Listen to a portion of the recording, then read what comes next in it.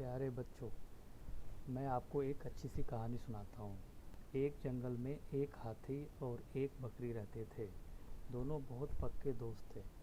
दोनों साथ में मिलकर हर दिन खाने की तलाश करते और साथ ही खाते थे।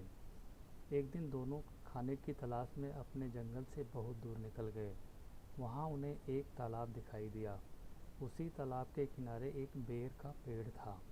बेर का पेड़ देखकर हाथी और बकरी बहुत खुश हुए। वो दोनों बेर के पेड़ के पास गए।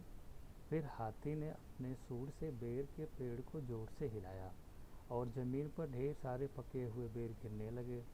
बकरी जल्दी जल्दी गिरे हुए बेरों को इकट्ठा करने लगी। संयोगवश उसी बेर के पेड़ पर एक चिड़िया का घोंसला भी था, जिसमें चिड़िया का एक बच्चा सो रहा था और चिड़िया दाने की खोज में कहीं गई हुई थी। बेर का पेड़ जोर से हिलाने के कारण चिड़िया का बच्चा घोंसले से बाहर तालाब में गिर पड़ा और डूबने लगा।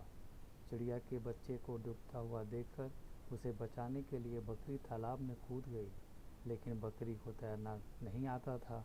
इस वजह से वह भी तालाब में डूबने लगी। बकरी को डूबता हुआ देखकर हाथी भी तालाब में कूद गया और उसने चिड़िया के बच्चे और बकरी दोनों को डूबने से बचा लिया।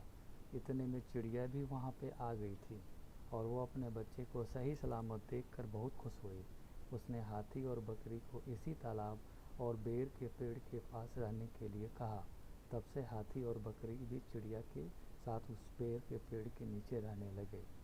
इस कहानी से बच्चों हमें ये सीख मिलती है कि हमें किसी का बुरा नहीं करना चाहिए। अगर हमारी गलती से किसी को परेशानी होती है तो उस गलती को सुधारना चाहिए और मनमुटाव